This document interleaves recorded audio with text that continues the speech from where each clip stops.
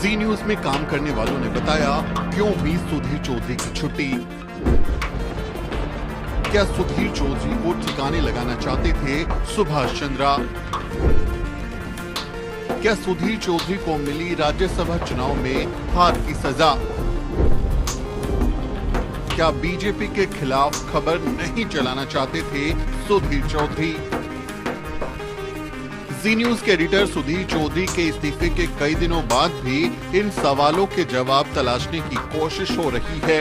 ये सवाल इसलिए खड़े हो रहे हैं क्योंकि जिस तरह से सुधीर चौधरी की जी न्यूज से छुट्टी हुई उसकी किसी को उम्मीद नहीं थी। हफ्ते भर में ही ऐसा क्या हो गया कि पहले सुधीर चौधरी से उनका प्राइम टाइम शो डीएनए छीन लिया गया और फिर बात इस्तीफे तक जा पहुंची। मीडिया के गलियारों में ये भी खबर घूम रही है कि जिस तरह से जी ग्रुप के मालिक सुभाष चंद्रा राज्यसभा चुनाव हारे, उसकी ताप सुधीर चौधरी तक भी जा पहुंची। न्यूज लॉन्ड्री ने इन सवालों के जवाब तलाशने के लिए जी न्यूज के कर्मचारियों से बात की और उनकी रिपोर्ट में कुछ चौंका देने वाली खबरें सामने आई हैं। रिपोर्ट के मुताबिक जी के सूत्रों ने बताया कि सुभाष चंद्रा पिछले कुछ महीनों से सुधीर चौधरी को साइडलाइन कर रहे थे और शायद इसी वजह से सुधीर चौधरी ने इस्तीफा दे दिया। सूत्रों का ये भी कहना है कि सुधीर चौधरी और जी के chief content officer Rajneesh Ahuja के बीच में भी ताकत को लेकर जोर आजमाइश हो रही थी।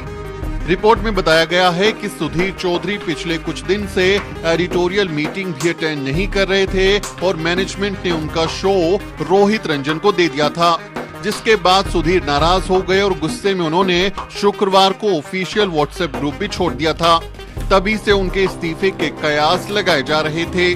डीएनए में उनका आखिरी शो महाराष्ट्र संकट पर था, जिसमें वो असम में शिवसेना के बागी विधायकों पर हो रहे भारी भरकम खर्च को लेकर गंभीर सवाल खड़े करते हुए नजर आ रहे थे। न्यूज लॉन्ड्री ने कर्मचारी के हवाले से लिखा, सुभाष चंद्रा राज्यसभा में हार के बाद से ही बीजेपी को लेकर अपसेट थे। बाद में कुछ बुलेटिन न्यूट्रल हो गए थे, जैसा कि महाराष्ट्र संकट पर सुधीर चौधरी का आखिरी शो था, लेकिन मैंने सुना है कि सुधीर चौधरी ऐसा नहीं चाहते थे। अगर ये बात सही है तो इसका मतलब यही निकाला जा सकता है कि सुभाष चंद्रा बीजेपी को सबक सिखाने के लिए खबरों की प्रेजेंटेशन में बदलाव करना चाहते थे और सुधीर चौधरी को ये मंजूर नहीं था कि बीजेपी या फिर मोदी सरकार पर कोई सवाल खड़ा किया जाए। न्यूज लॉन्ड्री के मुताबिक सुधीर चौधरी के करीबी ने बताया कि सुभाष चंद्रा राज्यसभा चुनाव में हार को लेकर अपसेट थे और उन्होंने कहा था हेड्स विल रोल। आपको बता दें कि सुभाष चंद्रा ने पिछले महीने राजस्थान से निर्दलीय राज्यसभा चुनाव लड़ा था और बीजेपी ने उन्हें समर्थन देने का ऐलान किया था, लेकिन फिर भी वो चुनाव हार गए और दूसरी बार संसद पहुंचने से चूक गए। इसके बाद से ही चंद्रा नाखुश थे। मीडिया रिपोर्ट के मुताबिक सुभाष चंद्रा इस बात से नाराज थे कि जी न्यूज का मतलब सुधीर चौधरी हो गया है, यानी बतौर ब्रांड जी न्यूज की पहचान सिर्फ सुधीर चौधरी तक ही सिमट कर रह गई है, इसलिए उनकी ताकत को छीना जाने लगा। इस रिपोर्ट के मुताबिक जी के सीनियर कर्मचारी ने कहा, सुधीर चौधरी के समानांतर लोग खड़े किए जा रहे थे, इससे बैलेंस ऑफ पावर बिगड़ रहा था और सुधीर चौधरी इसको लेकर परेशान थे।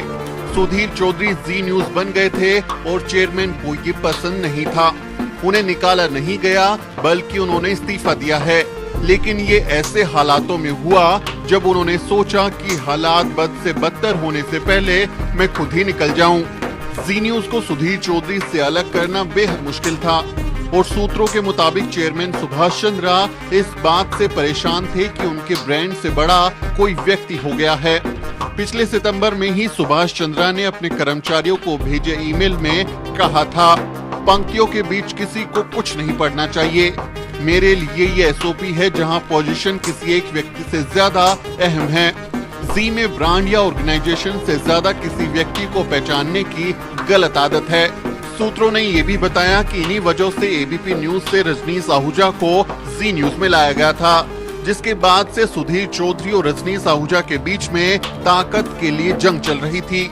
आहूजा एबीपी न्यूज से अपने लोगों को यहां लाना चाहते थे और सुधीर चौधरी को लगा कि उन्हें साइडलाइन किया जा रहा है।